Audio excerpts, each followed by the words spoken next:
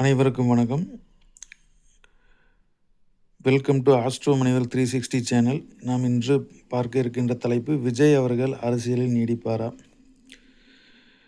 கரூர் துயர சம்பவத்திற்கு பிறகு விஜய் அவர்கள் தீராத மன உளைச்சலில் இருப்பதாக நாம் அனைவரும் அறிந்ததே. அதன் பிறகு சமூக ஊடகங்களில் பல்வேறு வதந்திகள் விஜய் அவர்களை பற்றி, விஜய் அவர்கள் சினிமா துறைக்கு மீண்டும் செல்ல இருக்கிறார், மேலும் அவர் அரசியல் ஓய்வு அறிவிக்கிருக்கிறார் என்று பல்வேறு விதமான கருத்துக்கள் உலா வருகின்றன. எனவே அவரின் ஜாதகத்தை வைத்து அவரின் எதிர்காலம் எப்படி இருக்கும், அவர் அரசியலில் நீடிப்பாரா என்று நாம் இன்று ஆய்வு செய்து பார்க்க இருக்கிறோம். இங்கே விஜய் அவர்கள் பிறந்த தேதி என கூறப்படும் 22/6/1974 9:25 காலை பிறந்துள்ளார். அவர் கடக லக்னமாகி கடக ராசியில் பிறந்துள்ளார். லக்னத்தில் சந்திரனும் செவ்வாயும் இணைந்து அமர்ந்துள்ளனர். ஐந்தாவது பாவத்தில் ராகு பகவான் அமர்ந்துள்ளார். 8ஆம் பாவத்தில் குரு பகவான் அமர்ந்துள்ளார்.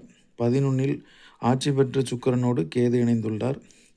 12இல் புதன், சூரியன், சனி 3 கிரகங்கள் இணைந்து அமர்ந்துள்ளன. குரு பகவான் தனது 5ஆம் பார்வையாக சூரியனையும் சனி புதனையும் பார்வை செய்கிறார். விஜய் அவர்களுக்கு தற்போது நடப்பு திசை சுக்கிர மகா திசையில் ராகு புக்தி நடப்பில் இருக்கிறது.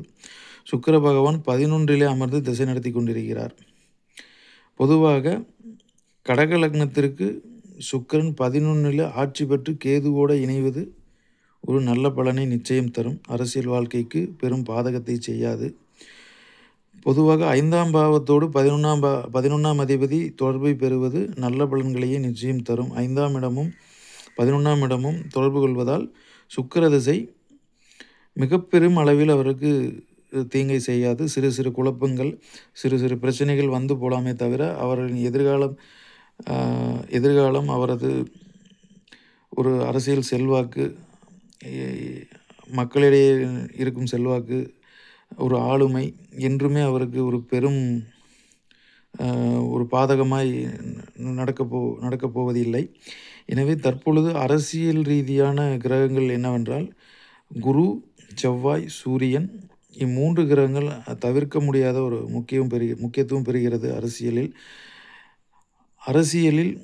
சிம்ம ராசி, கடக ராசி இவ்விரு ராசியிலும் ஒரு மிக பெரும் பங்கை ஆற்றுகிறது. விஜய் அவர்களுக்கு கடகத்தில் சந்திரன் அமர்ந்து செவ்வாயோடு கூடி அங்கே சந்திரமங்கல யோகம் ஏற்பட்டுள்ளது. சிம்ம ராசியை குரு பகவான் நேர் 7ஆம் பார்வையாக பார்வை செய்கிறார். 6ஆம் பாவாதிபதி 2ஆம் இடத்தோடு சிம்மத்தோடு தொடர்பு பெறுவது அவர் நிச்சயமாக அரசியலில் சேவை செய்தே ஆவார், தொடருவார் என்பதையே இந்த குரு பகவான் 7ஆம் பார்வை நமக்கு உணர்த்துகிறது ஜோதிட ரீதியாக.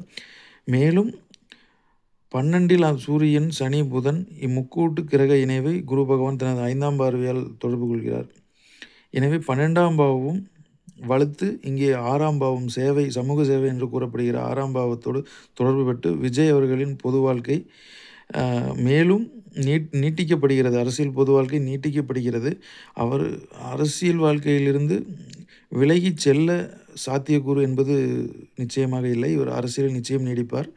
எனவே விஜய் அவர்களின் எதிர்காலம் அரசியலில் வெற்றி என்பது சுக்கிர பகவான் உபஜய ஸ்தானத்தில் அமர்ந்துள்ளதாலும் 5ஆம் இடத்தோடு தொடர்பு கொள்வதாலும் 2026இல் குரு பகவான் தசா நடத்த இருப்பதாலும் கோச்சாரத்தில் குரு பகவான் அடுத்த வருடம் நன்னிலைமை பெற்று அமர இருப்பதாலும் வரும் காலம் 2026 விஜய் அவர்களுக்கு ஒரு நல்ல காலமாகவே இருக்கும்.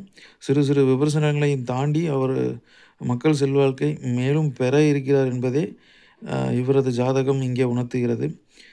எனவே அரசியலில் மீண்டும் அவர் மக்களை சந்திப்பார். மீண்டும் அவர் சினிமா துறைக்கு போவதற்கான வாய்ப்புகள் இங்கே இல்லை. எனவே விஜய் அவர்கள் அரசியல் பயணத்தில் தொடர்வார் என்று கூறி மீண்டும் மற்றொரு பதிவில் சந்திப்போம். நன்றி, வணக்கம். இந்த வீடியோ பிடிச்சிருந்தால் லைக்ஸ் பண்ணுங்கள், ஷேர் பண்ணுங்கள், சப்ஸ்கிரைப் பண்ணுங்கள். நன்றி, வணக்கம்.